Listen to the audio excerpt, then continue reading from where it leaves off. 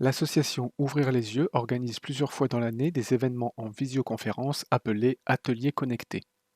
Il s'agit de temps d'échange en lien avec les neuropathies optiques héréditaires ou plus généralement avec le handicap visuel, dans lesquels interviennent des spécialistes dans leur domaine, chercheurs, professionnels de la santé ou du handicap, etc.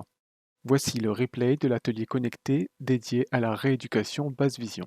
Donc, merci à tous les intervenants qui ont accepté de s'exprimer sur le sujet du jour, qui est d'une extrême importance pour les personnes atteintes de neuropathie optique héréditaire. C'est la rééducation basse vision. Alors, on va commencer par une première présentation déjà de l'équipe qui vous accueille. Donc, pour ma part, tout le monde ne me connaît pas puisqu'on a la chance d'accueillir des nouveaux. Et c'est réjouissant d'accueillir de nouvelles personnes parce que plus on est nombreux, plus on a de force pour s'entraider dans notre association Ouvrir les yeux. Donc moi, je suis Maryse Veleux Roger, présidente de l'association, et j'ai la chance d'avoir à mes côtés une super équipe avec… alors Maurice, je te laisse te présenter.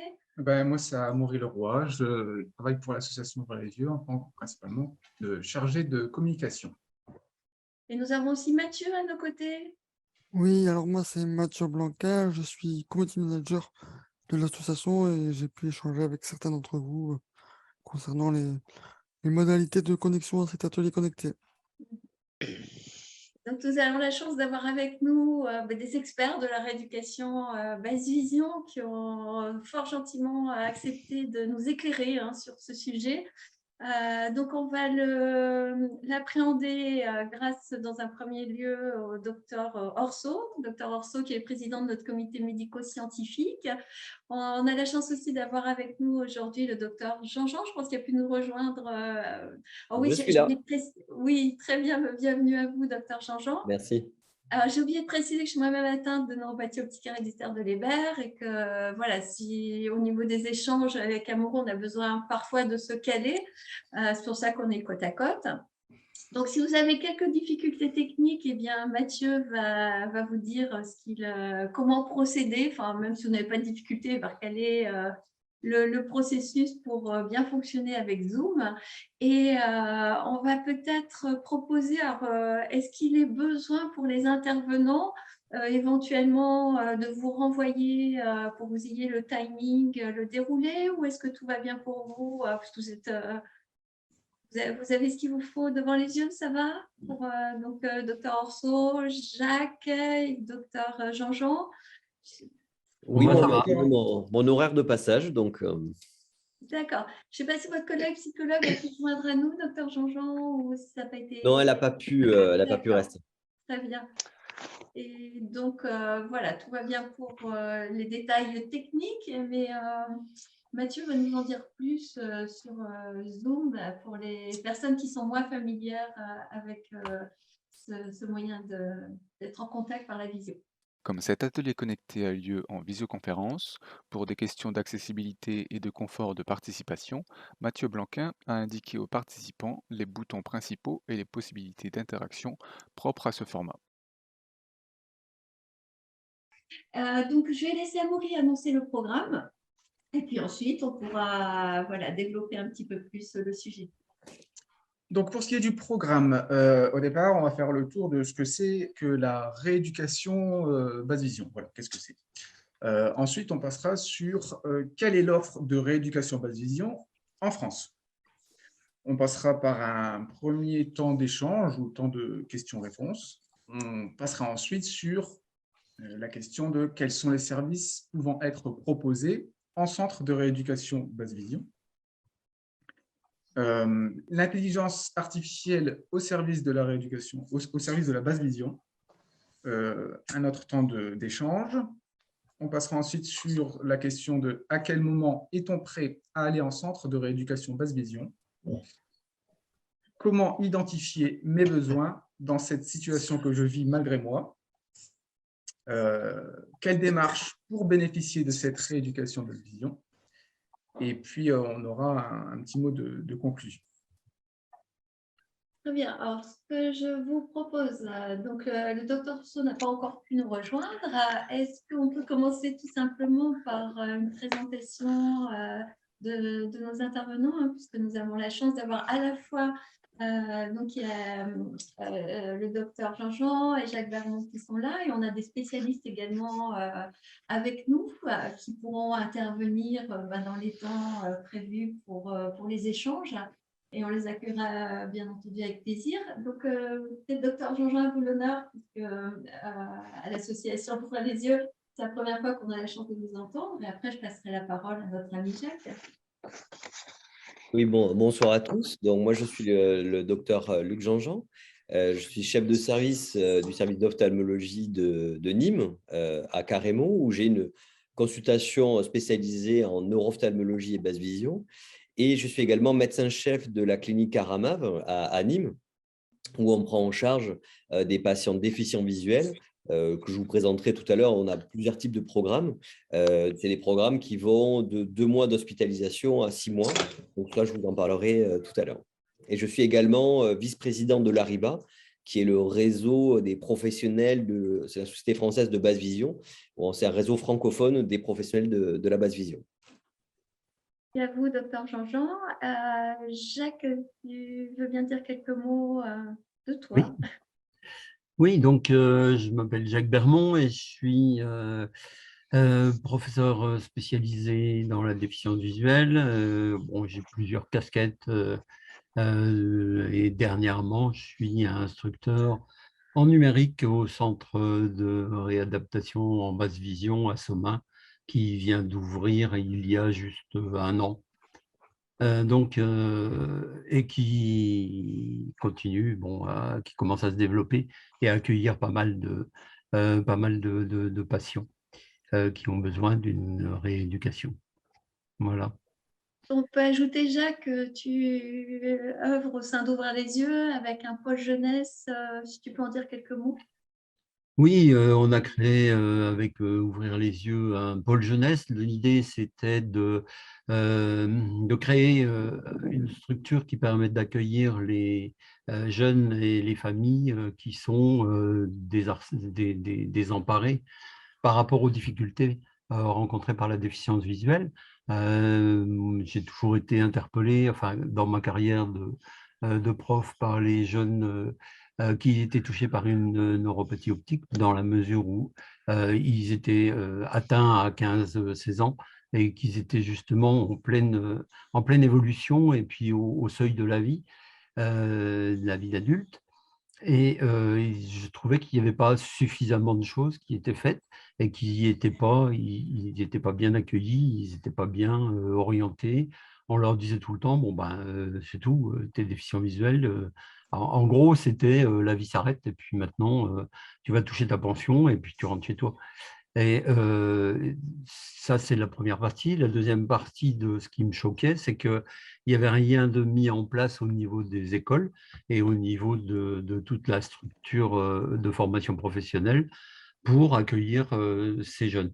Donc, l'idée de mettre en place un pôle jeunesse, c'était de pouvoir leur donner un accueil, leur donner la parole et puis après, de trouver des solutions d'orientation.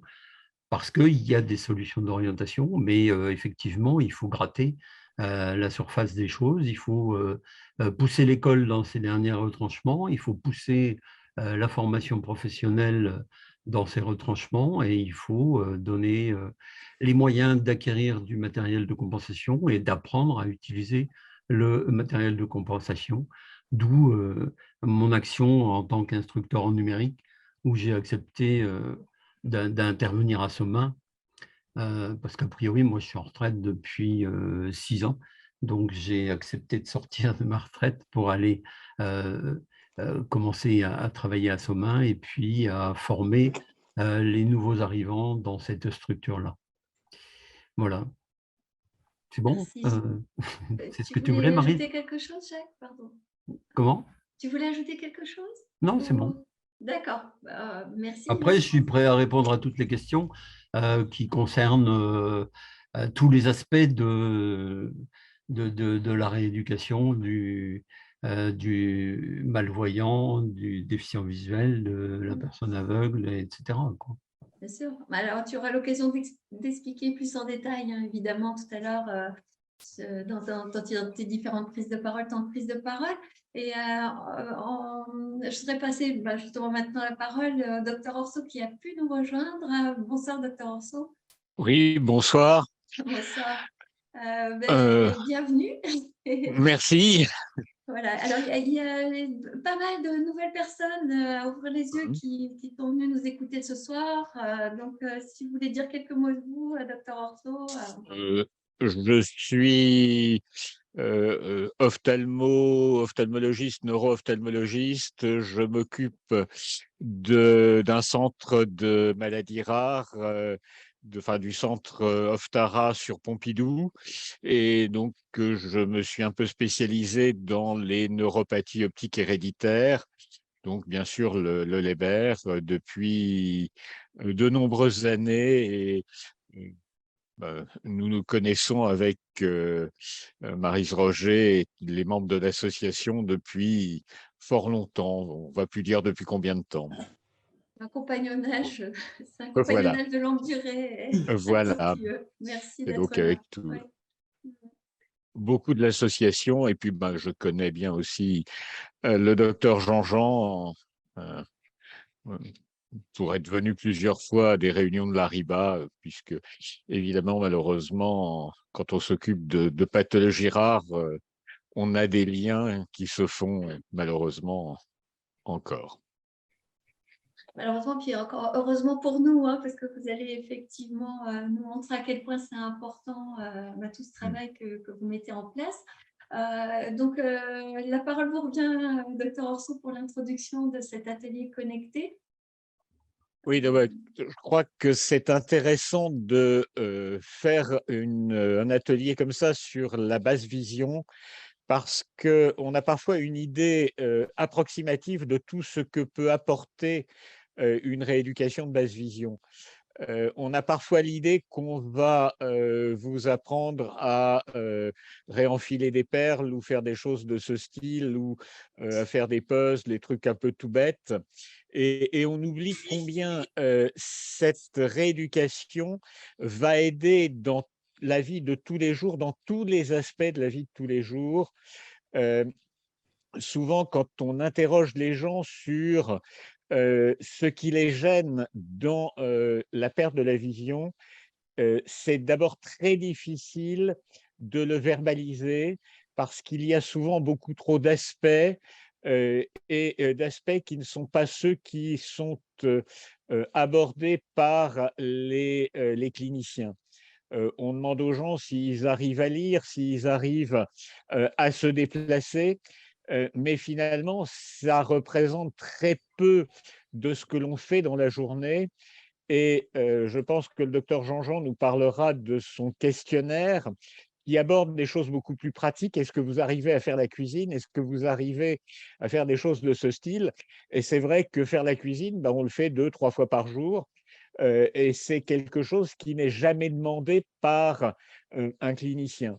Donc, la rééducation basse vision, ça va bien au-delà de simplement être capable d'apprendre à se déplacer, d'apprendre à lire.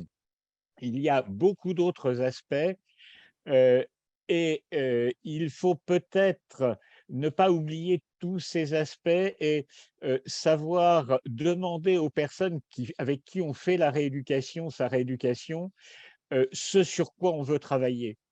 Il y a énormément de personnes qui font de la rééducation basse vision, mais qui n'abordent que 1 ou 2 points. Et je crois que ça va être intéressant de voir justement tout ce qui peut être fait au-delà d'une rééducation standard. Rééducation standard qui n'est pas non plus quand même à négliger, parce qu'elle va permettre de réapprendre un petit peu à s'approprier sa vision. Et c'est quand même aussi une première étape d'arriver à retrouver tout ce que l'on est capable de faire avec la vision résiduelle. Et il ne faut pas croire qu'on ne voit plus. On a encore des tas de capacités visuelles qu'il faut développer, qu'il faut apprendre à utiliser. Et c'est l'un des aspects de cette rééducation qui n'est pas des moindres. Mais ce n'est vraiment pas le seul. Voilà, donc c'est ce que je voulais dire en introduction sur les différents aspects de cette rééducation basse vision, qui est quelque chose en fait d'extrêmement large, de beaucoup plus important que ce que parfois les gens croient. Et quand on propose une rééducation basse vision, les gens disent oh bah finalement j'en ai fait, j'ai fait 2 ou 3 séances et puis bah, je me débrouille par moi-même. Je crois que c'est un tort et qu'il faut comprendre que ça va bien au-delà de simplement apprendre à marcher dans la rue. Voilà.